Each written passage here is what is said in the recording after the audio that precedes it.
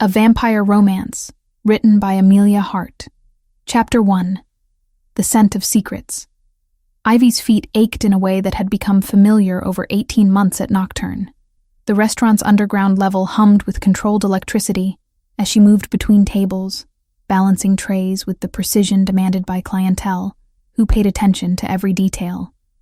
They always paid attention. Most of them were never quite human enough to look away. She didn't ask questions. The pay was too good, and the management preferred servers who understood the value of silence. The private dining areas descended further than most restaurants allowed for public spaces.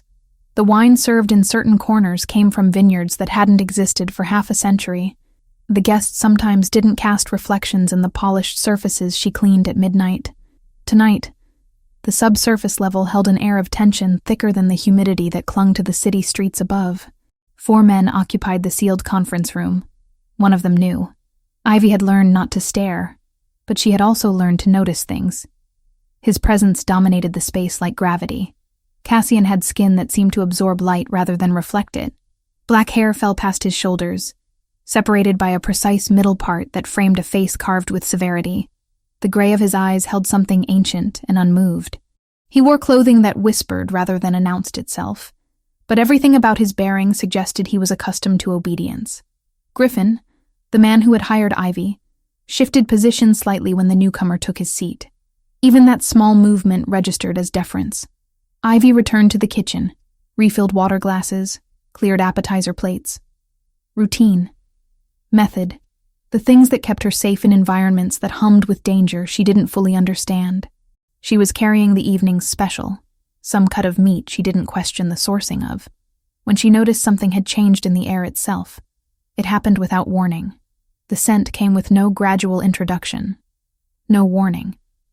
Gardenia. Jasmine. Vanilla that seemed to contain within it the memory of warmth. The perfume was layered, complex, purposeful. It carried within it something ancient and specific. Ivy watched as Cassian's body went absolutely still. Not the stillness of relaxation, the stillness of something that had just recognized a predator or found itself confronted with a ghost. His hands, which had been resting on the table, pressed flat against its surface. His breathing, which no one had been monitoring, seemed to have stopped entirely. The gray of his eyes shifted to something closer to stormlight, reflecting nothing but intensity. Everyone. His voice emerged quiet, controlled, a command wrapped in restraint. Out. The 3 counselors exchanged glances. One of them, older, silver threading his dark hair, began to speak. Cassian's hand rose in a gesture that permitted no negotiation. They left. The door sealed behind them with the softness of trained obedience. Ivy stood frozen, still holding the plate. Something in her nervous system recognized that she was in the presence of something that had decided to pay attention to her. The sensation was not comforting. "Your name," Cassian said. He had turned to look at her fully now, and the force of his attention was almost physical. "Tell me your name." "Ivy." The word came out smaller than she intended. "Ivy Morgan. Where does that perfume come from?" She tightened her grip on the plate. The rational part of her mind whispered that this was an unusual question from an unusual man, and that unusual men with unusual intensity often preceded events that complicated one's life. The survival part of her mind suggested answers. "My mother made it. She passed away 8 years ago, but I still wear it." Ivy's voice remained steady through force of habit.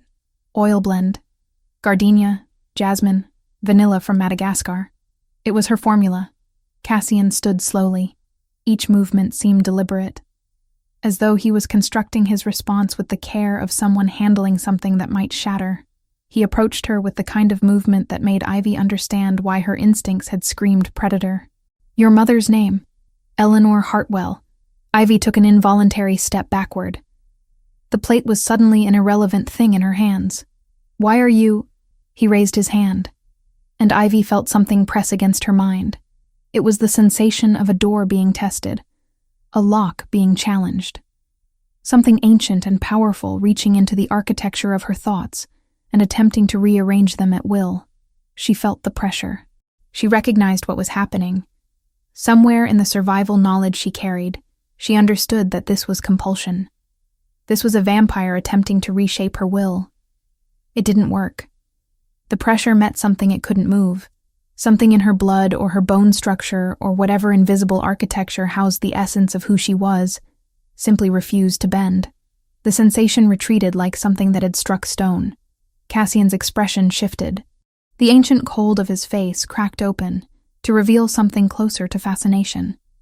He studied her with the intensity of someone attempting to solve a puzzle they hadn't encountered in centuries. "You have a bloodline marker," he said quietly. "Rare. Very rare." Ivy set the plate down on the nearest table with shaking hands. "I don't know what that means." "It means you should be afraid." Cassian reached for something at his side. A phone that looked far more advanced than standard models. "But you already are." He spoke into the device with the tone of someone accustomed to immediate compliance. Within minutes, Griffin appeared through the door that had sealed behind the counselors. Griffin's expression shifted when he saw Cassian's proximity to Ivy, but he made no comment. His role was simply to absorb orders and execute them. "Locate everything about this woman's maternal lineage," Cassian said. "Family history, medical records, employment, connections. 18 months back. I want her mother's death certificate, birth records, everything archived." Ivy watched as Griffin simply nodded. No questions. Just compliance and the understanding that certain investigations required comprehensive resources. "And her?" Cassian gestured toward Ivy with minimal movement. "Will remain in the secure suite on this level. Not imprisoned, comfortable, but present. Until I understand what we're dealing with here." 2 hours later, Ivy sat on a bed that was actually quite comfortable, in a room that looked like luxury hotel rather than holding cell. There was running water. There were fresh towels. There was a small window that looked into an underground garden that shouldn't have existed, but clearly did. Above, in his private library, Cassian held his mother's journal in hands that had forgotten how to tremble centuries ago. He found the entry dated 40 years prior. Encountered Eleanor Hartwell today at the Ashford charity event. Human, 32 years old. Eyes the color of storm clouds after rain. She speaks about plants the way philosophers speak about meaning, as if understanding them is understanding the universe. She mentioned a daughter, 7 years old. She also noticed something was different about me, though she said nothing. She is rare, the kind of human that exists outside the ordinary measures of mortality. The handwriting had become more frantic toward the end. "She carries the scent of my garden formulas. I shared my perfume with her before I left. I told her someday it might matter. I told her if she needed to, the scent would serve as a calling card to someone who would understand." Cassian closed the journal. His fingers traced the leather binding as though it contained the answer to questions he had stopped asking centuries ago. His mother had left a breadcrumb trail through time, and he had just found the end of it. Chapter 2. The Archive of Names. Griffin returned as the night deepened toward the hours when even the city's insomniacs began to surrender to sleep. The subsurface level of Nocturne hummed with the particular frequency of secured systems. Cassian sat in his private office, surrounded by walls that contained more than 200 years of accumulated history, when Griffin entered bearing a folder that looked deceptively thin for the comprehensive research Cassian had demanded. Everything available through institutional records, government archives, and the networks we maintain in various agencies, Griffin said, setting the folder on the desk with careful precision. His voice carried the neutrality of someone who had served multiple employers across multiple centuries and knew the difference between observation and opinion. Eleanor Hartwell, born 1962, died 8 years ago from pancreatic cancer. Married name was Webb before the first marriage ended. She had 1 child, the woman in the secure suite. Father deceased when the child was 5.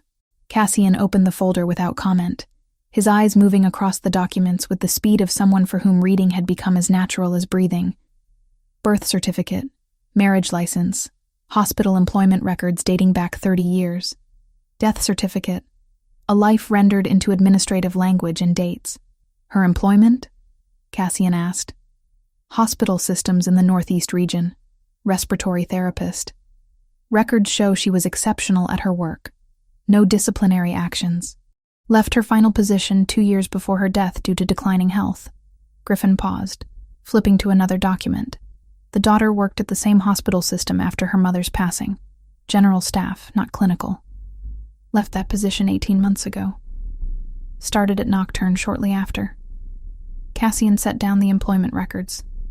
His eyes moved to the dates. 16 years. Around the time her daughter began working at Nocturne. The family lineage? Both parents deceased. Grandparents deceased. No siblings listed. The daughter appears to be the last of the line. Wait, Cassian said, scanning the document again.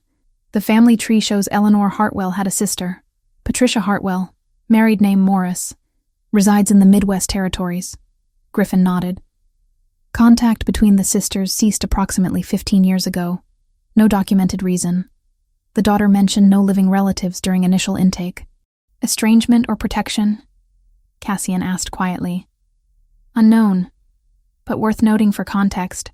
Cassian stood, moving toward the shelves that contained his mother's personal effects. The journals were bound in leather that had softened with age.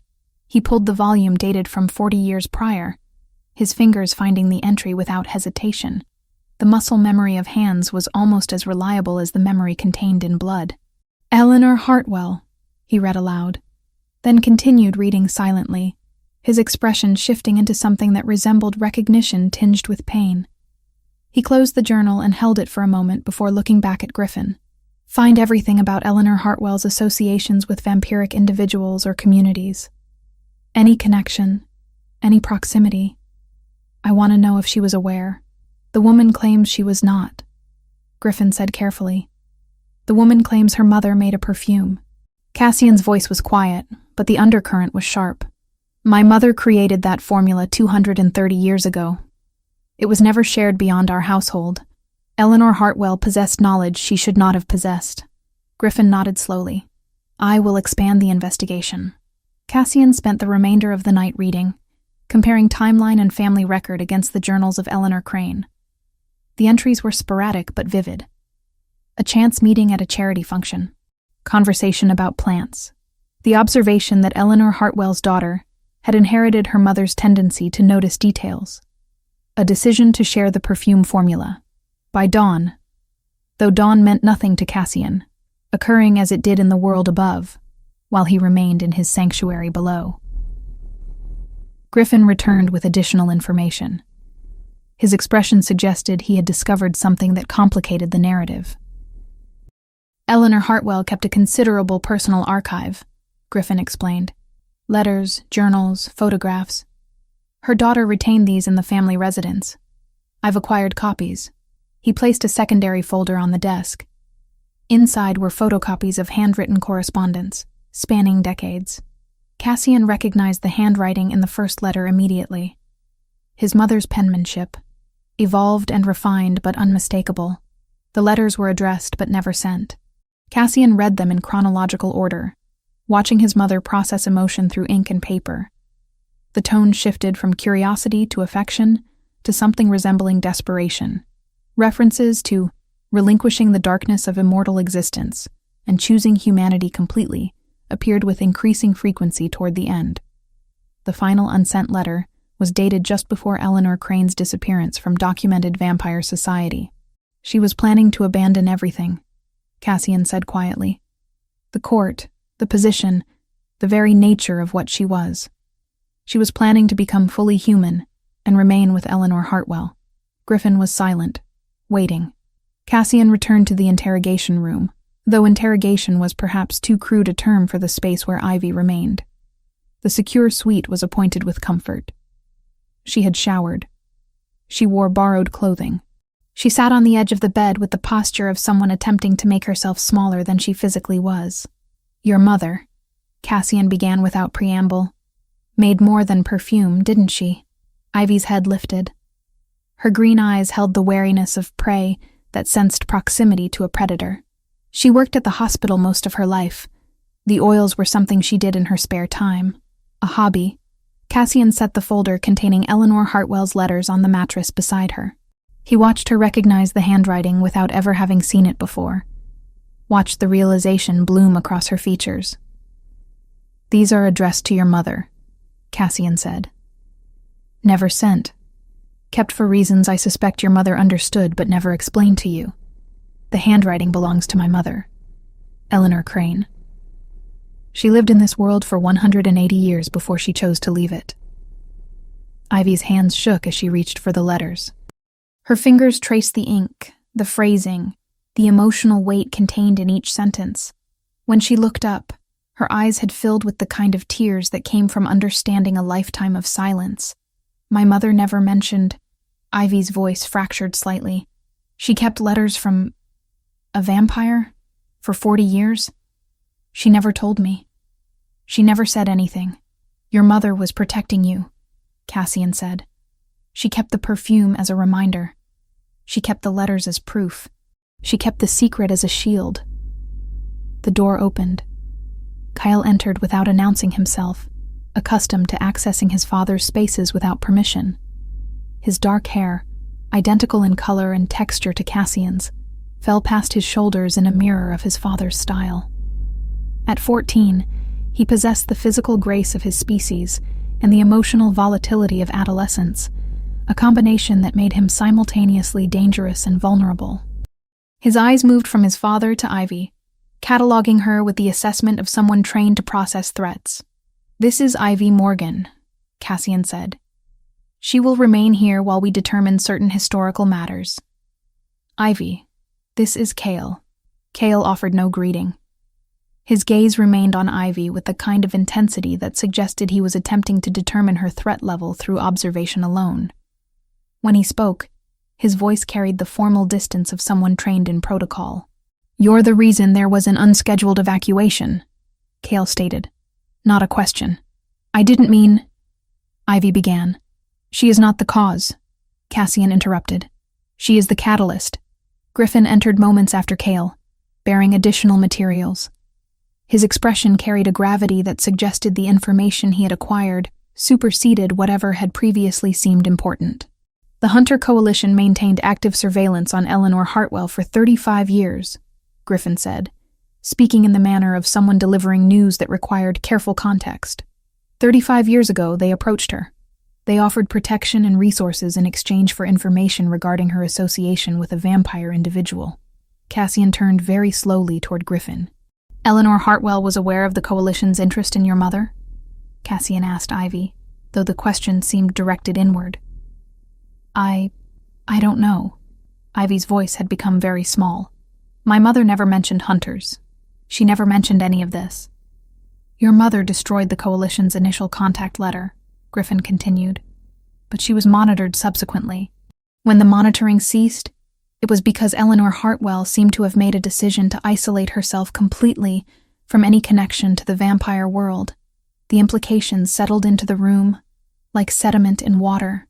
Eleanor Hartwell had chosen silence and separation not out of ignorance but out of deliberate sacrifice. She had severed connection to the woman she appeared to have loved, destroyed evidence of that relationship, and spent 40 years raising her daughter in ignorance of that history. Cale was watching Ivy with an expression that suggested he was beginning to understand that this situation contained dimensions beyond a simple security breach. Your mother saved her own life, Cassian said quietly to Ivy, by choosing to forget. The Coalition would have used her connection to my mother as leverage. Hunters are not known for their mercy toward the families of those they pursue. Your mother protected herself and you by becoming invisible. Outside, in the city above, morning continued its indifferent progression toward afternoon. In the depths below Nocturne, in rooms carved from stone and secured by systems both technological and arcane, the architecture of a century-old conspiracy began to emerge from shadow into light. And Ivy Morgan, who had entered this space as a waitress with a perfume her mother had never explained, began to understand that some silences were not born from neglect, but from the deepest possible form of protection. Chapter 3. When Silence Breaks. The library existed beneath layers of reinforcement that most of Nocturne's patrons would never suspect.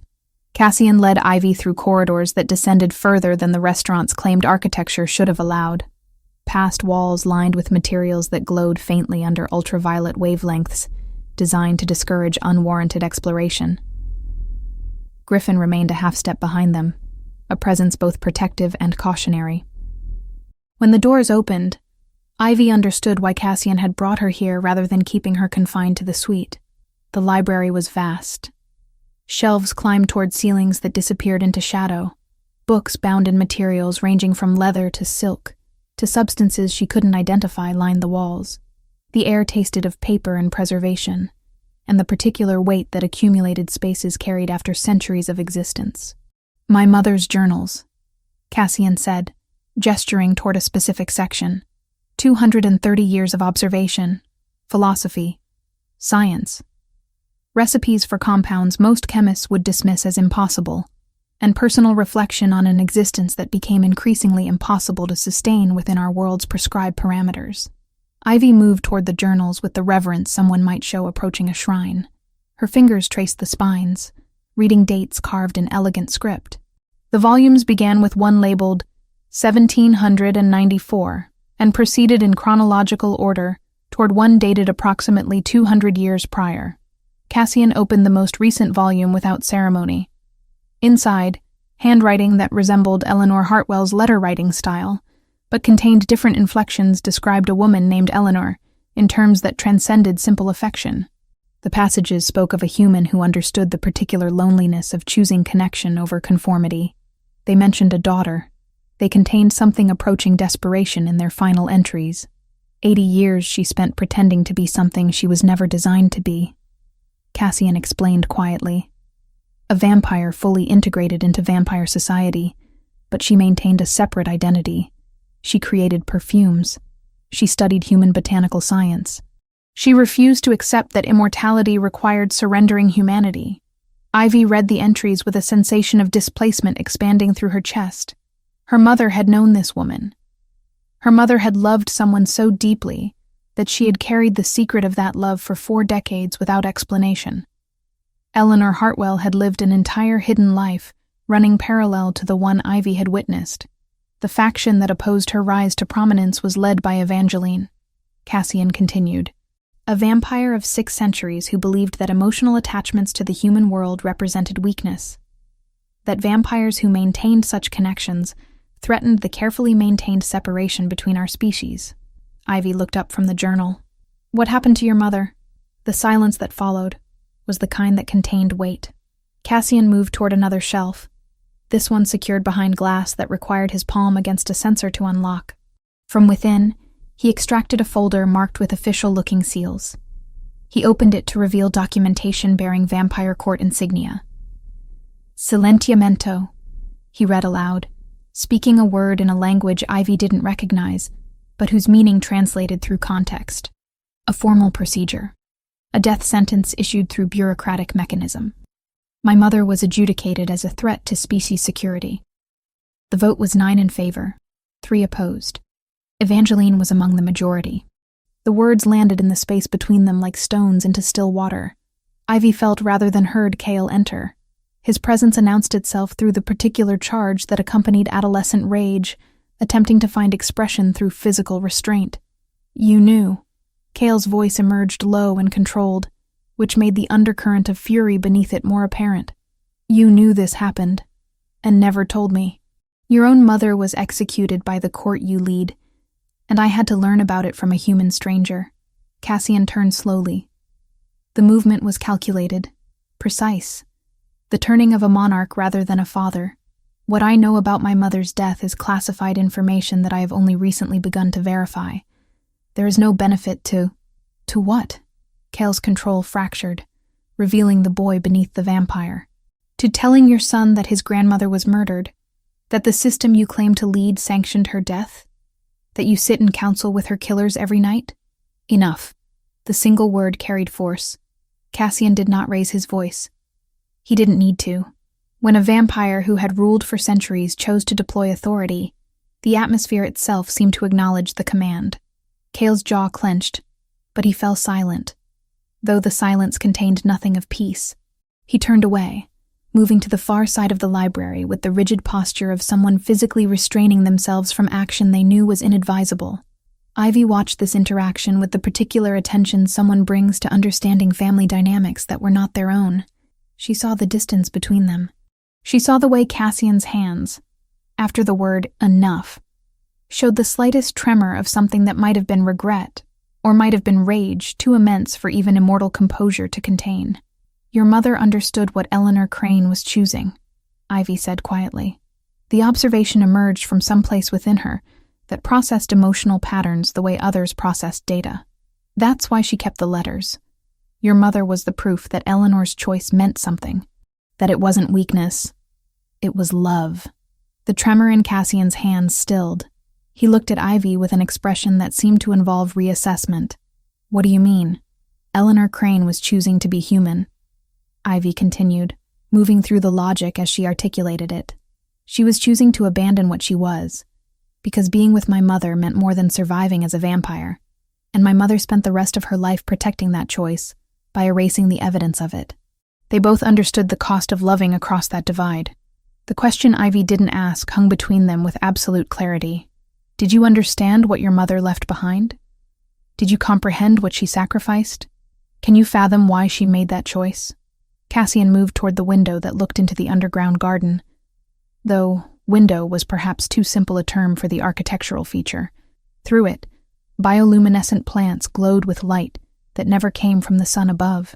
His reflection appeared on the glass, shadowed and incomplete, in a way that suggested the architectural element was not entirely reflective. Griffin's presence had become almost invisible through practice. When he spoke, his voice suggested he had been awaiting the right moment to introduce information that complicated the existing narrative. Eleanor Hartwell left instructions, Griffin said carefully. Sealed documentation that was not to be opened without specific circumstances being met. The instructions specified that the archive be shared only with someone who came to the knowledge through genuine pursuit, rather than external instruction. Cassian turned back toward Griffin. Explain. The documentation states, if someone who truly loves Eleanor Crane from their heart discovers these materials, then I will share the archive. You arrived at knowledge of Eleanor Crane's journals through finding your mother's reference to Eleanor Hartwell. The condition appears to have been met. Who maintains this archive? Cassian asked. Miriam, Griffin replied. She was Eleanor Crane's closest companion, 350 years old. Cassian's expression shifted almost imperceptibly. Miriam. He hadn't spoken to her in 2 centuries. Not since the Silentiamento proceedings where she had sat in absolute silence, casting no vote, offering no testimony. Her silence had felt like judgment then. Now, perhaps, it revealed itself as something else entirely. She was present at the Silentiamento proceedings, but did not vote. After Eleanor Crane's death, Miriam apparently requested and received Eleanor Hartwell's permission to serve as guardian of the final documentation. Cale had returned to the group during this exchange. His anger had transformed into something more dangerous. Cold focus. We need to know exactly what happened. We need documentation. We need to understand what motivated the Council's decision beyond Evangeline's political positioning. For the first time, Cassian looked at his son with something approaching respect. Yes, he acknowledged. We do. Outside the library, in the levels above where Nocturne continued its nightly business, servers moved between tables and patrons engaged in transactions that ranged from the mundane to the deeply vampiric in nature. But beneath the restaurant, in spaces most of the city remained unaware existed, the architecture of a hidden history was beginning to emerge from shadow into visibility. And in the center of that emergence stood Ivy Morgan, a human woman who had discovered that her mother's greatest secret had not been infidelity or hidden identity, but rather the magnitude of a love so profound it had required 40 years of silence to protect. Chapter 4. The Court Convenes. The chamber beneath Nocturne existed in a state of perpetual twilight. Cassian had chosen to convoke the emergency session in this space, rather than waiting for the formal council to reconvene at its primary location. The message was deliberate. What he had to discuss could not wait for protocol to dictate timing. The walls held the accumulated weight of 2 centuries of vampire politics, decisions rendered in shadow that shaped the boundaries between the mortal world and the hidden society that existed alongside it. Counselors arrived with expressions ranging from curiosity to suspicion.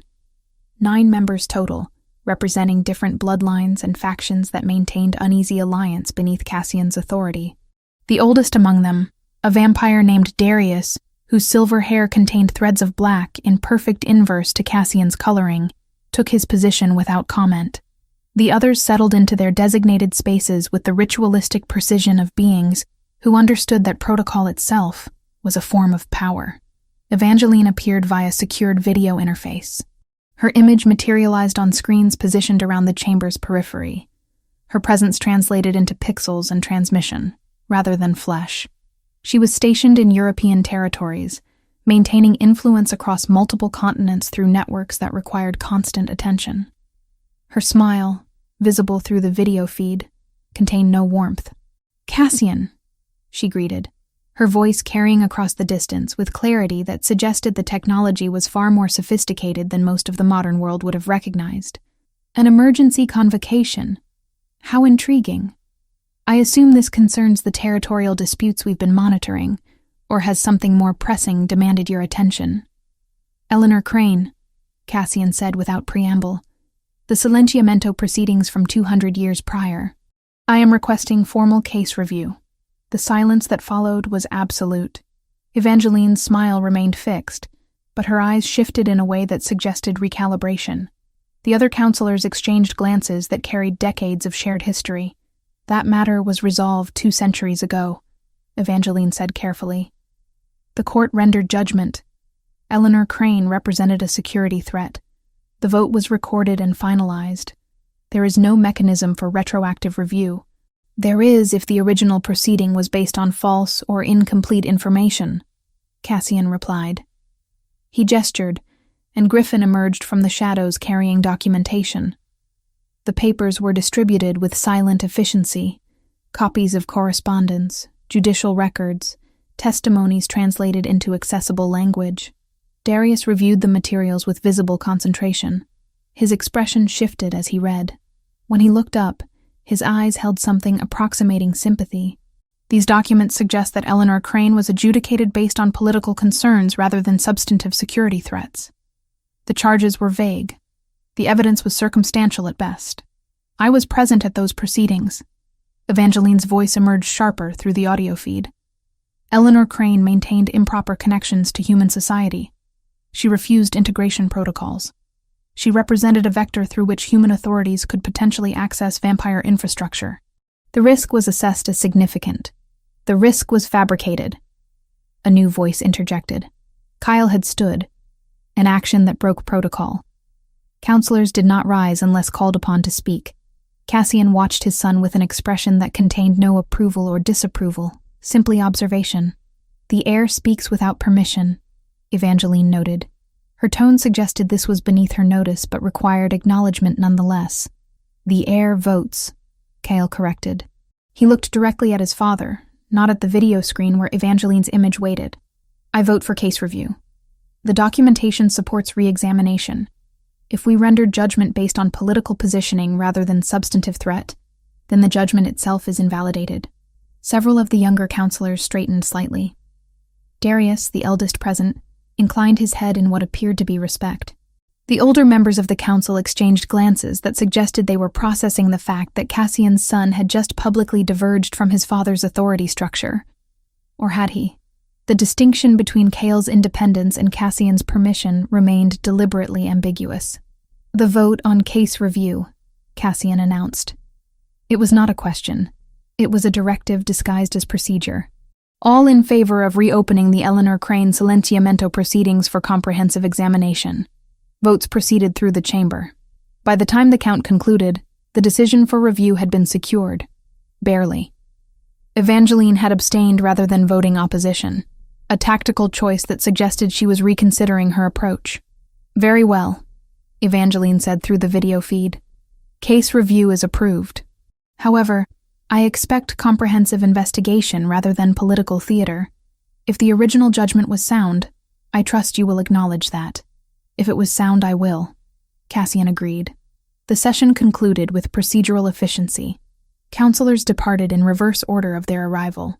Griffin remained, waiting for instruction. "I need everything on Horatio," Cassian said quietly. "Background, motivations. Any connection between his political positioning and Evangeline's faction, 20 years prior to the silenciamento vote. Griffin hesitated. And the human? If Evangeline moves against her, we'll know the threat is immediate. She could serve as... No. Cassian's voice carried finality. She is not leverage. With respect, Griffin said carefully, she already is. Evangeline will see her as vulnerability. We can prepare for that, or we can react to it. Cassian was silent for a long moment. Prepare, but she does not leave protection without redundant coverage. It will take time to assemble, Griffin replied. We have until the formal review proceeding. We have 48 hours. In a secure room on a different level, Ivy watched the council session through a camera feed that Griffin had activated without explanation. She had been given access to a monitor, headphones, translation software that rendered the vampiric language into comprehensible English. She watched Cassian present evidence. She watched Evangeline attempt to contain her irritation. She watched Cale stand and vote against his father's apparent comfort, but her attention focused on one specific detail. A name mentioned during the presentation, Eleanor Crane, and beneath it, referenced in official documentation, another name, Eleanor Hartwell, listed as Human Associate of Security Concern. Ivy pulled the documented materials closer, reading the assessment. Eleanor Hartwell, human, age 32, resident of Northeastern Territories, maintained contact with target individual Eleanor Crane. Communication monitored. Subject destroyed correspondence when approached by Hunter Coalition representatives. Assessment. Human subject is either unaware of target's nature or is sympathetic to vampire interests. Recommend continued monitoring pending resolution of target threat.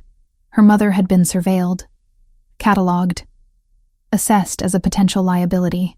Her mother's destruction of that first letter from the Hunter Coalition.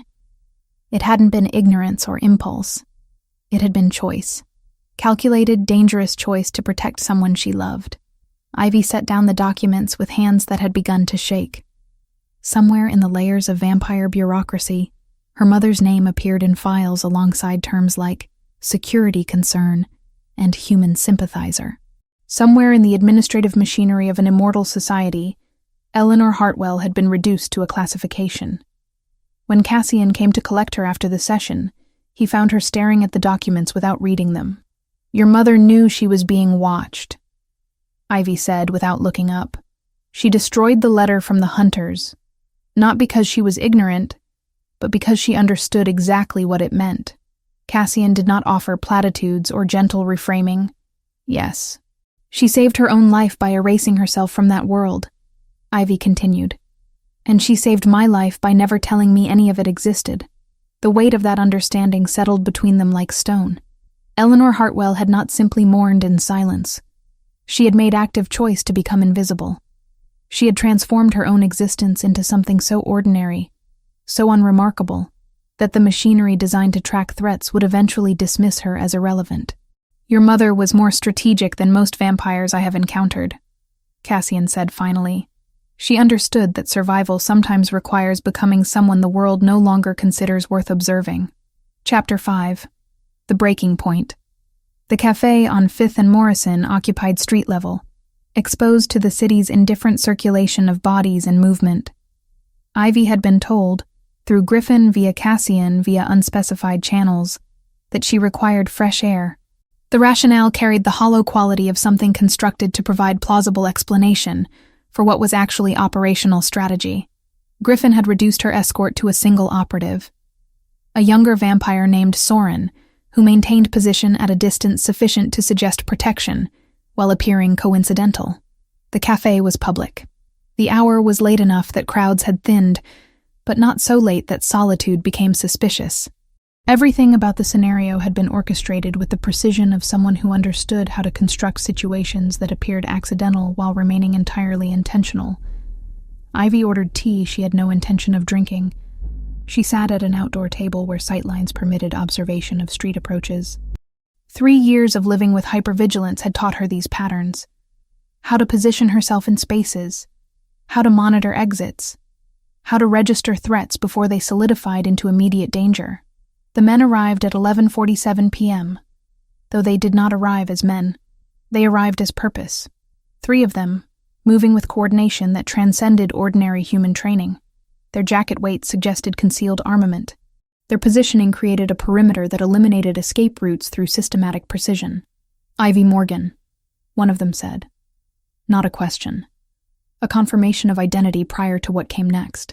She stood, her chair scraping backward. The movement was automatic, born from survival instinct that predated conscious thought. The first shot came silently, some form of suppression system that made the discharge little more than an exhalation. The bullet entered her left shoulder with the sensation of fire introducing itself to her nervous system. The shock of impact preceded the pain by fractions of a second. Her body responded before consciousness could intervene. She moved sideways, using the cafe table as temporary shield. The second shot passed through the space her head had occupied moments prior. The teacup shattered. The white ceramic fragments scattered across the marble surface like evidence of violence rendered into decorative pattern. Another shot. This one struck the table's edge, sending splinters into the air that glinted under streetlights before falling like snow. Ivy ran. She didn't consider the direction or the destination. She ran because her body understood that stillness equaled death in this scenario. And her body was far more honest than her mind about immediate survival. The cafe's interior offered sanctuary of sorts. She burst through the glass door, feeling it catch and release her body. Behind, the attackers pursued with the methodical efficiency of professionals. Through the cafe, past startled customers whose brains were still processing the transformation of ordinary night into violence. Through the back exit into the alley beyond. The alley was narrow, flanked by brick walls that had absorbed decades of urban weather. Ivy ran toward street access, her shoulders screaming with each movement, blood seeping into her borrowed shirt in patterns that were becoming increasingly difficult to ignore. She emerged onto the street where pedestrian traffic continued its oblivious progression. A woman with shopping bags, an elderly man walking slowly, a couple holding hands. The mundane continued regardless of violence occurring in its periphery. Behind her, the attackers emerged from the alley with the minimal hesitation of professionals who understood that public space complicated certain operational parameters but did not eliminate them. They carried weapons that remained visible, which in the mathematics of urban violence suggested either confidence or desperation. Then the world changed. Cassian moved through the space between one heartbeat and the next.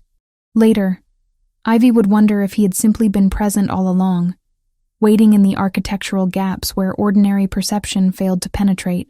His movement transcended human physical capacity in ways that made the attacker's advanced training seem almost quaint by comparison. The first attacker found his weapon removed with such force that tendons connecting hand to arm were the first casualties. The second discovered that aerial displacement was possible when a vampire with 5 centuries of combat experience decided that gravity was merely a suggestion he chose not to honor.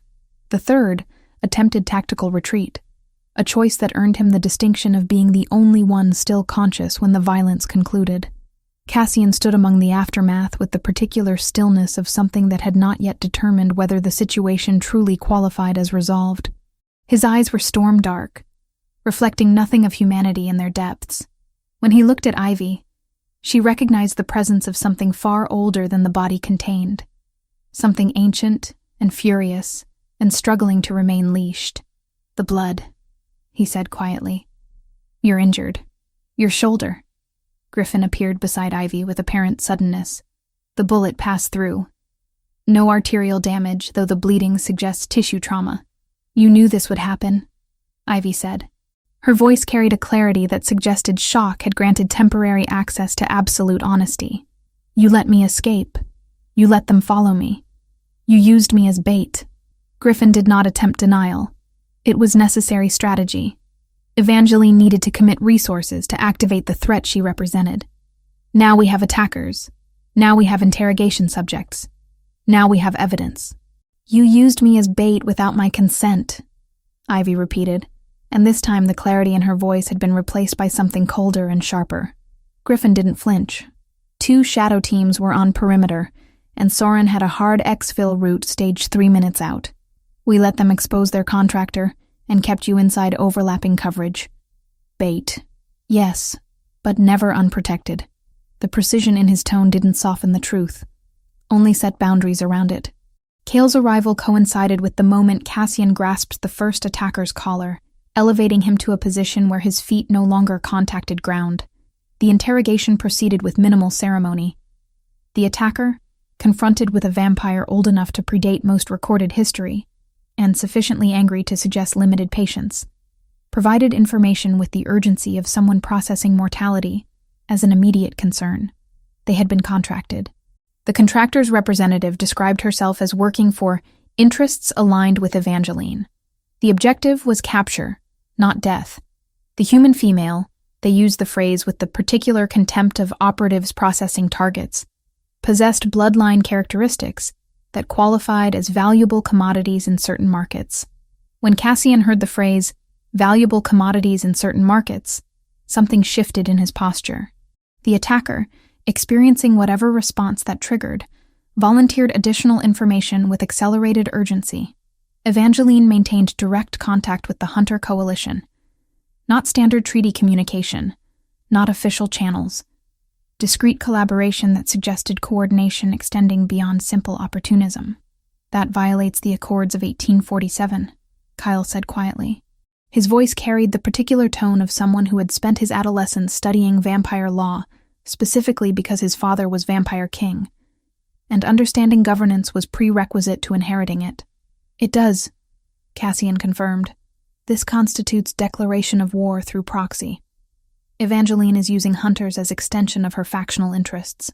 The practical elements of immediate action proceeded with efficient brutality. The attackers were secured. Griffin arranged for their retention in facilities designed for containing individuals with supernatural capabilities. Ivy's shoulder wound received attention from Griffin, who possessed medical training accumulated across centuries of existence, and thus knew how to address both human biology and vampire-inflicted complications. It was afterward, in the suite where Ivy had begun her confinement, and where she would apparently remain but under fundamentally altered circumstances, that the confrontation between Cassian and Ivy occurred. She sat on the bed with bandaged shoulder, her borrowed shirt replaced with fresh garment, her expression containing something that resembled both gratitude and fury in perfect equilibrium. "You chose to expose me," Ivy said. "You made the decision to declare me as protected. No consultation. No request for my opinion. You simply decided my fate. I protected you," Cassian replied. And the words carried the certainty of someone accustomed to having his decisions interpreted as inevitably correct. "Protecting me without offering choice is imprisonment," Ivy said. "You've simply dressed it in different language and different location. You confined me here initially. You're confining me here now, only now you're also declaring me as property of your protection. I'm still caged. The bars have simply become political rather than physical." The silence that followed was the kind that contained actual weight. Cassian looked at this human woman who had entered his existence through the accidental recognition of a perfume and was now offering him criticism that most beings would never dare voice to a vampire of his age and authority. "What would you have had me do?" he asked quietly. "Ask me," Ivy said. "You don't actually need my permission to protect me if you're sufficiently powerful. But you could ask. You could acknowledge that I exist as something more than responsibility to be managed." Kale, who had entered during the latter portion of this exchange, watched his father process criticism from a human that most vampires would have simply eliminated for speaking. When Cassian did not respond with violence or authority deployment, something subtle shifted in how the young vampire regarded both his father and the woman challenging him. "I will ask next time," Cassian said finally. "If there is a next time in which survival permits the luxury of consultation, there will be," Ivy said. "And there will be many next times, because your war with Evangeline is becoming my war now." Ivy stood, moving toward the window despite the ache in her shoulder. She looked out at nothing, her reflection barely visible in the treated glass. "My mother spent 40 years making herself invisible to protect me. You spent one night making me visible to protect your investigation. Do you understand the difference?" Cassian approached, but did not touch her. "Your mother's invisibility was survival. Your visibility is leverage. Both serve protection, but you're correct. One involves choice, the other eliminates it." "Then let me choose next time," Ivy said, turning to face him.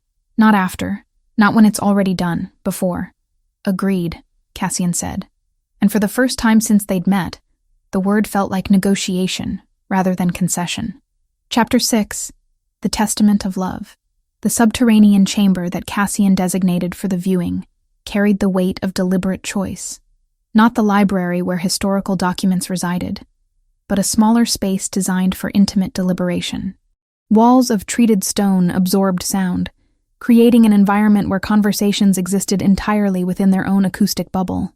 The screening equipment was older than most vampire technology Ivy had encountered, suggesting it predated digital standardization by decades. Miriam arrived with the precision of someone who had anticipated this exact moment through centuries of waiting. She was compact, with dark hair threaded silver, and eyes that held the particular exhaustion of beings who had witnessed too much history unfold according to patterns they could not prevent. When she looked at Cassian, her expression contained something approximating grief held in suspension. "Your mother recorded this 3 days before the Silentiamento proceeding," Miriam said, handling the film canister with reverence that transcended normal archival practice. She knew what was coming. She wanted her testimony to exist independent of court documentation. She wanted someone who truly loved her to eventually see this.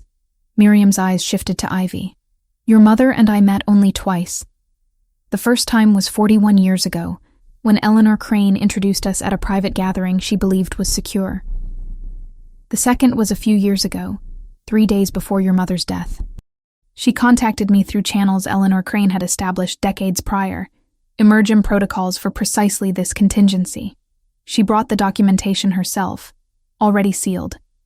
She said, 'If my daughter ever finds herself in the world my Eleanor died protecting me from, give her this.' I promised I would."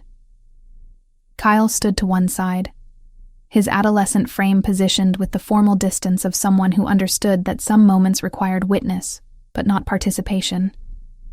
Ivy remained seated, her shoulders still bearing the dressing from the night's violence, her entire being focused on the screen that had begun to glow with warm amber light. Eleanor Crane materialized on the screen like memory becoming visible. She was pale, as vampires were, but her features contained a humanity that transcended physical composition. Her black hair, identical in texture and color to Cassian's, fell past her shoulders in waves that caught the lighting of whatever room she'd chosen for this recording. She wore simple clothing, dark trousers and a cream-colored shirt that suggested deliberate rejection of formal vampire aesthetic. When she began to speak, her voice carried the particular cadence of someone addressing an audience she would never meet. "My name is Eleanor Crane, though I've been called many things by the vampire court. Traitor, weakness, liability. I record this message with full awareness that speaking it may constitute violation of protocols that could result in my execution. I speak it anyway because the alternative is silence, and silence has already claimed too much of my existence." Eleanor Crane's hands moved as she spoke, gesturing with the precision of someone trained in formal address, but choosing to infuse it with genuine emotion. "I chose to love a human woman. I chose that knowing the cost. I chose that understanding that such connection violated vampire doctrine. I chose it anyway because the alternative was to live another 400 years pretending that immortality meant anything without the capacity to genuinely connect to another consciousness." On screen, Eleanor Crane paused. The silence held weight, suggesting she was processing emotion or gathering courage for what came next. "Eleanor Hartwell was offered incentive to betray me to human authorities. She was approached by hunters and offered protection in exchange for information. She destroyed that offer. She has spent 40 years protecting my memory by erasing herself from the world that knew of my existence. I never asked her to do this. She chose it because that is the nature of genuine love. It is choice repeated across time until the choice itself becomes foundation." Cassian's posture had transformed into something resembling stone. His breathing, which normally required conscious effort to maintain, had ceased entirely. His eyes remained fixed on the screen while his hands gripped the armrest with force that would have damaged mortal materials. Eleanor Crane continued, "I am currently being investigated by the Silentiamento Committee on charges of maintaining improper connection to human society. The charges are accurate. My response is that accuracy does not equal wrongness. The connection is improper only if we accept that vampiric nature requires abandonment of all capacity for genuine human emotion. I do not accept this premise. If my choice to love a human woman disqualifies me from continued existence, then I accept the consequence. I will not recant. I will not pretend that my choice was error. The recording shifted slightly as Eleanor Crane moved, her hand reaching toward something beyond the camera's periphery. She produced 2 items. The first was a photograph. Eleanor Hartwell, younger, holding a child who could only be Ivy. The second was a small vial containing liquid that glowed with faint luminescence. This is the perfume formula I created for Eleanor Hartwell. It carries within it the scent signature of our connection. If it ever reaches someone who seeks truth about my existence, they will understand that this was real, that we were real, that love existed between the worlds we inhabited. Eleanor Crane set down the vial and looked directly at the camera with an intensity that transcended temporal distance. To whoever watches this, whether it is the vampire court or some human descendant of Eleanor Hartwell's line, know this. I did not abandon my nature. I transformed it. I became something the vampire doctrine refuses to acknowledge exists. I became proof that immortality does not require abandonment of humanity. The recording ended with deliberate abruptness, as though Eleanor Crane had simply ceased speaking mid-thought. The screen returned to amber darkness. The silence that followed was absolute. Cale had moved to stand beside his father, and this time there was no anger in the gesture. His jaw was tight, but not with rage, with the particular compression of someone trying not to break. He had spent 14 years being told his grandmother chose death over duty. The recording had just revealed she chose love over survival. The difference rewrote everything he thought he understood about strength. Miriam remained still, giving the moment space to exist without intrusion. Ivy found that her face was wet, though she had no memory of the moment she had begun to cry. She was processing the image of her younger self in that photograph, her mother holding her with the particular tenderness of someone protecting something precious. She was processing the realization that Eleanor Hartwell had not simply lost a friend 40 years ago. She had lost a future that had been deliberately sacrificed to ensure Ivy's safety. Your mother, Ivy said quietly to Cassian, was the most courageous person I will ever know. Cassian did not respond immediately. When he spoke, his voice carried tones that suggested it had traveled across centuries to reach the present moment. She was willing to die rather than pretend that her choice was error. Most vampires are not capable of such conviction. Most vampires haven't loved the way she loved, Miriam said softly. Eleanor understood something the vampire court refuses to acknowledge. That loving across the species boundary is not weakness. It is evolution. Ivy turned to face Cassian directly. You understand now why your mother left those journals, why she shared the perfume formula. She was creating a breadcrumb trail through time. She was making certain that if the truth was ever discovered, it would be discovered by someone who actually understood her, someone who could see that her choice was not error. The realization appeared to move through Cassian like physical force. He stood abruptly, moving toward the screen as though proximity to the recording equipment could somehow grant him additional access to his mother's presence. His hands passed through empty air in gestures that seemed to simultaneously reach toward and retreat from connection.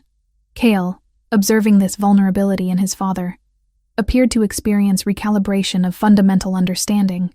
The king who ruled vampire society was also a son who had never truly grieved his mother's loss. The monarch was also a man confronted with evidence that the woman he had lost had spent her final days attempting to ensure her choice would be vindicated. There is more, Miriam said gently. Eleanor Hartwell left instruction that was not to be opened without specific circumstances being met. The circumstances have been met. Cassian, your mother requested that her sister be informed of all that you have learned. She wanted Isadora to understand why Eleanor made the choice she did. At the mention of his sister's name, Cassian's head turned toward Miriam. Isadora has not spoken to me in 40 years. Because she blamed you for your mother's death, Miriam explained. Because you were the king, and you did not prevent the Silentiamento. Your mother, before her death, asked me to explain to Isadora that the blame belonged to political systems, not to you, that you were as trapped by vampire hierarchy as Eleanor was destroyed by it. Ivy watched understanding move across Cassian's features. His sister existed somewhere beyond his sphere of influence, grieving a mother they had both lost, carrying the conviction that Cassian bore responsibility. And now, with Eleanor's own words providing testimony, that narrative could finally begin to fragment toward different understanding. "Contact Isadora," Cassian said finally. "Tell her I am requesting audience.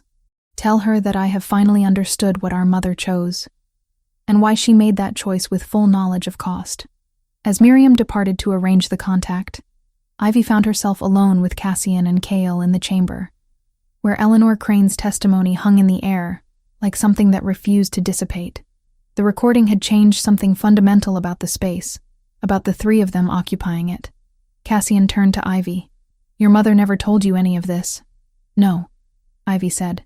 "She let me believe the perfume was simply a hobby. She let me believe her silence was protection of privacy, not protection from danger. She lived an entire hidden life running parallel to the one I witnessed. She did it for you," Cassian said quietly. "She wanted you safe. I know that now," Ivy replied. "That's what makes it hurt the most." Chapter 7. The Convergence of Truths. The archive room beneath Nocturne transformed into something resembling a war room through the simple act of introducing Ivy and Cale to the documentation that Griffin had accumulated across decades of careful preservation. The two of them worked in tandem across tables laden with materials that ranged from official court records to personal correspondence, to financial documents that traced political alliances through patterns of resource allocation. Cale approached the research with the systematic precision of someone educated in vampire bureaucratic methodology.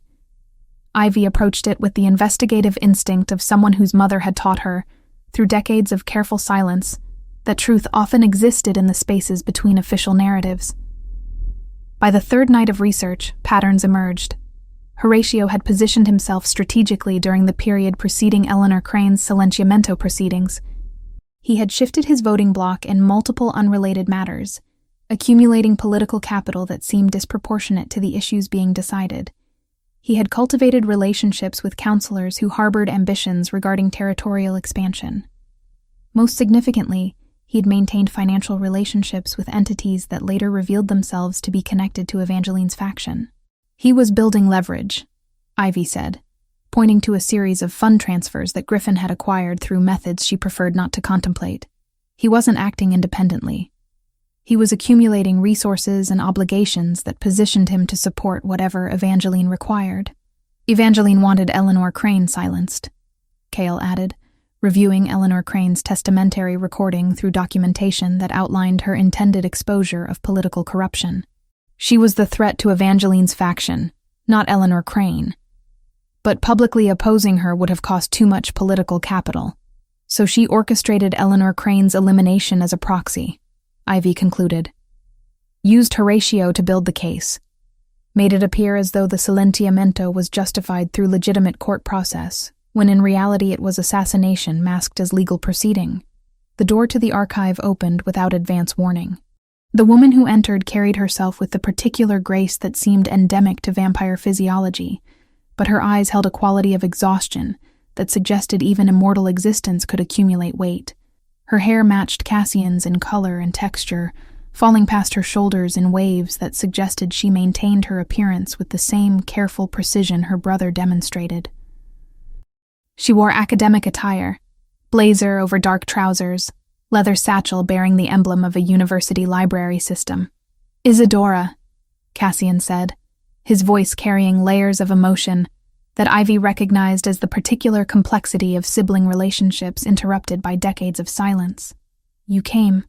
Miriam's message was sufficiently compelling that I concluded my research obligations could accommodate interruption, Isadora replied. Her accent carried faint traces of European inflection, suggesting she had spent significant portions of her immortal existence in territories beyond North America. Her eyes moved across the assembled materials, with the comprehensive assessment of someone trained in historical analysis. "You're investigating Mother's death. We're investigating the conspiracy that precipitated her death," Cale clarified. He had risen when Isadora entered, acknowledging her status through physical gesture that suggested respect rather than submission. Isadora approached the tables, her fingers trailing across documents with the tenderness one might show toward fragile historical artifacts. I spent 40 years researching Eleanor Crane's influence on 19th century philosophical discourse, she said quietly. I created an entire academic identity to study her legacy without revealing why the subject consumed my attention. I convinced myself that scholarly distance was honor. In reality, it was cowardice. She turned to face Cassian fully. Miriam told me you had begun to understand Mother's choice. She told me that you finally comprehended what Eleanor Hartwell represented. I came to determine if you were capable of honoring that understanding, or if you intended to render it into convenient narrative that absolves political systems of responsibility. The challenge in her words hung between them without aggression, but also without compromise. Cassian met her gaze with the steadiness of someone who had spent centuries learning how to absorb criticism without defensive deployment of authority. I cannot undo what the court did, Cassian said finally. I cannot retroactively prevent her death. What I can do is ensure that the conspiracy that executed her is exposed, and that the record reflects what actually occurred, rather than what served political convenience. Isadora's expression shifted slightly, suggesting her assessment was evolving in real time. She looked at the materials surrounding them. Horatio was the instrumentality. Yes, Ivy confirmed. Evangeline orchestrated it, but Horatio executed the political maneuvering that made the silenciamento appear justified. Then Horatio must face consequence, Isadora said. The words emerged with the particular finality of someone who had processed grief across centuries and arrived at conclusions that transcended mercy. She turned back to Cassian. Mother left documentation specifically addressing this conspiracy. She anticipated that someone might eventually seek truth. She prepared evidence that Horatio would find difficult to refute. It was during the fourth night that Evangeline made direct contact. The communication came through encrypted channels that bypassed standard vampire networks, arriving as voice transmission through secured headsets that Griffin distributed. Evangeline's tone carried the particular smoothness of someone deploying strategy rather than expressing genuine emotion. Ivy Morgan, Evangeline addressed her directly. I have become aware that you have involved yourself in matters of vampire governance. I extend an offer of protection. Formal protection, in fact. The kind that permits you to navigate political landscape without risk of elimination. Ivy felt Cassian's attention shift toward her, felt Griffin moving to ensure the communication was being recorded through mechanisms she didn't need to understand. In exchange for this protection, Evangeline continued, I request only that you provide testimony regarding Cassian's emotional compromise, that you acknowledge publicly that his decisions regarding Eleanor Crane have been motivated by personal attachment rather than governmental interest, nothing more than truthful assessment of observable facts. The offer hung in the air with deceptive simplicity. Ivy understood what was actually being proposed. She was being offered escape. She was being offered the opportunity to vanish into protective custody, to abandon the complications that Cassian's world represented, to return to simplicity. All she needed to do was betray the man who had saved her life. My answer is no, Ivy said quietly. The certainty in her voice seemed to surprise everyone, including herself. I decline your protection and your offer. You should consider this carefully, Evangeline replied. Rejection of my protection does not eliminate your vulnerability. No, Ivy agreed. But it permits me to choose which vulnerabilities I accept, rather than which ones you impose. The communication terminated. Griffin immediately ensured that recording was secured in multiple protected formats. The moment lingered with the quality of finality, as though Ivy had just made a choice that could not be unmade. Later, in the smaller of the research chambers, Cassian found her reviewing Eleanor Crane's journals. The intimacy of the moment seemed unplanned, and therefore more genuine. Neither of them had orchestrated this encounter. You could have accepted her protection, Cassian said quietly. I could have, Ivy acknowledged. But then I would have been running from something rather than moving towards something. My mother taught me the difference between those two things through her entire life of silence. Cassian moved closer, his presence carrying the weight of consideration. He did not touch her, but the proximity itself constituted communication. Thank you, he said finally. The simplicity of the gratitude contained depth that transcended verbal expression. "Eleanor Crane left testimony about more than political conspiracy," Miriam said, entering with the particular timing of someone who understood dramatic progression. She held a sealed envelope bearing official vampire court insignia. She documented Horatio's specific motivations: his jealousy regarding territorial influence, his ambitions regarding power consolidation, his willingness to participate in assassination to advance political positioning. "The court will have difficulty refuting evidence presented by the victim herself." Isadora joined them, her expression containing the particular satisfaction of someone who had finally begun to process grief toward something resembling resolution. Mother anticipated the conspiracy would require official exposure. She prepared for this moment across 2 centuries of planning. The pieces were assembling toward confrontation that had been inevitable since Eleanor Crane's voice emerged from the recording, since the Perfume formula carried Eleanor Hartwell's love across decades, since Ivy had walked into Nocturne carrying the scent signature of connection that transcended the boundaries between vampire and human worlds. Chapter 8. The Reckoning and What Follows. The public council chamber had not hosted a full assembly in 40 years. Cassian had made the deliberate choice to convoke proceedings in the Grand Hall rather than the private chambers beneath Nocturne. The symbolism was intentional: transparency, accountability. The machinery of vampire governance rendered visible rather than hidden. Counselors arrived in formal attire, their bearing suggesting uncertainty about what the emergency convocation would address. Evangeline's presence manifested through enhanced video feed. Her image magnified across screens that rendered her physically distant, but visually dominant. The image quality was superior to previous communications, suggesting she was investing significant resources into ensuring she could influence proceedings from her European position. Cassian stood at the chamber's center point, a position that granted him equal distance from all assembled parties. Griffin stood to his right, bearing documentation. Isadora positioned herself among the counselors, her academic credentials and vampire lineage granting her standing. Cale occupied the heir's designated position, his posture suggesting he had moved beyond uncertainty into clarity. "The silentiamento of Eleanor Crane," Cassian announced, his voice carrying through the chamber without amplification. 200 years passed. This court rendered judgment that resulted in the death of a vampire determined to maintain connection to human society. Recent investigation has revealed that the proceeding was corrupted by political conspiracy. He gestured, and Griffin distributed documentation. The materials moved through the chamber with systematic precision. Copies of Eleanor Crane's testamentary recording transcript, financial records indicating resource allocation toward Horatio's political positioning, communication logs demonstrating coordination between Evangeline and Hunter Coalition operatives. Horatio rose from his position. His response emerged with the smoothness of someone who had anticipated this moment and prepared defensive positioning. "These documents are circumstantial at best. They suggest motivation, but provide no substantive evidence of wrongdoing. The vote for Eleanor Crane's silentiamento was conducted through established procedure. The result reflected legitimate court judgment. The result reflected orchestrated conspiracy," Ivy said. Her voice emerged from the public gallery where Griffin had secured her positioning. "I have reviewed extensive documentation regarding Hunter Coalition surveillance of Eleanor Hartwell, my mother. The coalition approached her 40 years ago, offering protection in exchange for betrayal of Eleanor Crane. My mother destroyed that offer, and subsequently spent her entire remaining existence ensuring that connection could not be exploited." Murmur moved through the assembled counselors. That a human had been granted voice in vampire court proceedings was unprecedented. That this human was directly addressing a conspiracy of 6th-century vampires suggested unprecedented shifts in governance protocol.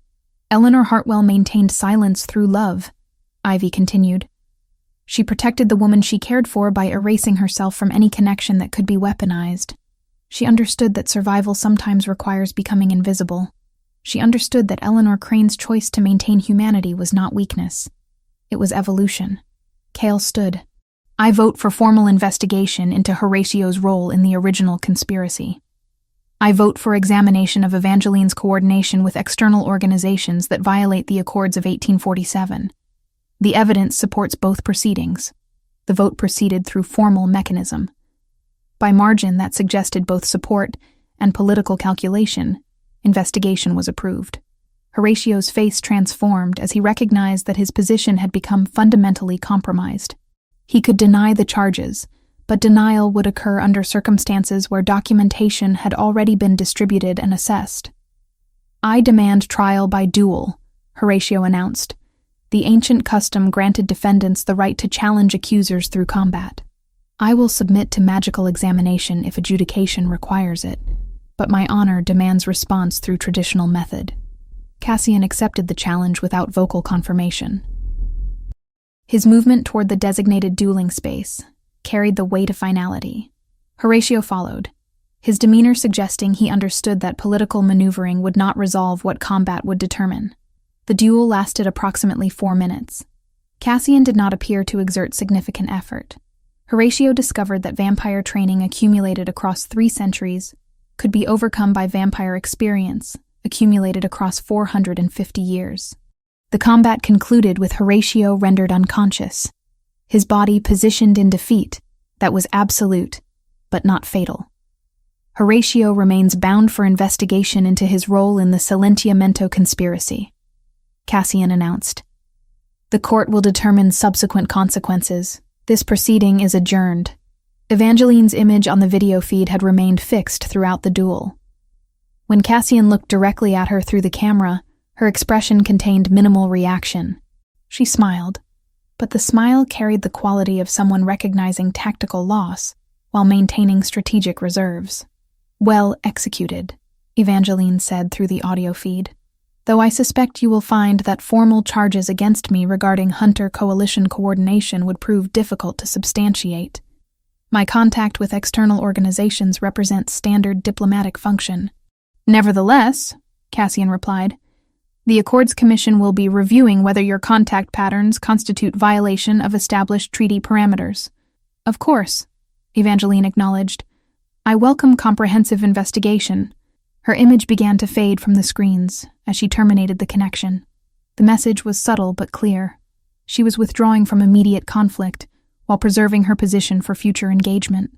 In the weeks that followed, Ivy discovered that her existence had transformed into something fundamentally different. She was no longer confined to protective suites. She possessed instead an office within the vampire administrative infrastructure, designated as liaison between vampire court and human society. The role was unprecedented and deliberately ambiguous in its actual parameters, which suited Ivy's understanding that the most useful positions often existed in spaces where formal definition had not yet solidified. Cassian had arranged for contact with Ivy's aunt, the one family member Eleanor Hartwell had maintained distance from for 15 years. The reunion carried the particular weight of family history rendered suddenly visible after decades of separation.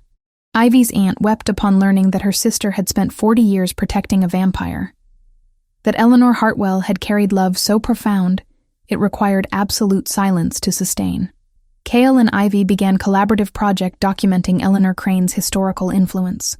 The work moved slowly, as historical documentation always does, but it proceeded with purpose. They were creating permanent record that could not be erased, historical testimony that rendered Eleanor Crane visible in ways that political systems had attempted to render impossible. The moment between Cassian and Ivy occurred in his private office, after council sessions had concluded and administrative procedures had returned to ordinary rhythm. He was reviewing materials related to the investigation into Evangeline's foreign contacts when she entered. "I have been offered position in the academic sector," Ivy said. "Research liaison for paranormal historical documentation. It's legitimate work. It permits me to contribute to historical preservation while maintaining connection to vampire community." Cassian set down the documents. "Will you accept?" "I will," Ivy said. "If you understand that accepting means I am choosing something rather than simply accepting assignment." "I understand," Cassian replied. He stood, moving toward the window that overlooked the underground garden. "Your mother understood choice. She made conscious decision to erase herself. You are making conscious decision to become visible. The distinction matters." Ivy moved beside him. Their bodies existed in proximity without contact, but the proximity itself constituted communication. Below them, the garden glowed with bioluminescent plants that had existed in darkness for centuries. visible only to those who knew where to look. Eleanor Crane loved your mother, Ivy said quietly. She chose to love her knowing it would cost everything. She recorded testimony knowing it might be discovered centuries later. She left Perfume formula as reminder that connection across difference was possible. Yes, Cassian acknowledged. That kind of courage is rare, Ivy continued. It deserves to be documented. It deserves to be remembered as choice rather than weakness. They stood together in silence as the underground garden glowed beneath them. As vampire society began the slow process of re-examining 2 centuries of conspiracy, as the architecture of hidden history transformed into something visible and undeniable, the story was not complete. Stories of this magnitude rarely reached completion, but something fundamental had shifted. Something that had been silenced was becoming audible.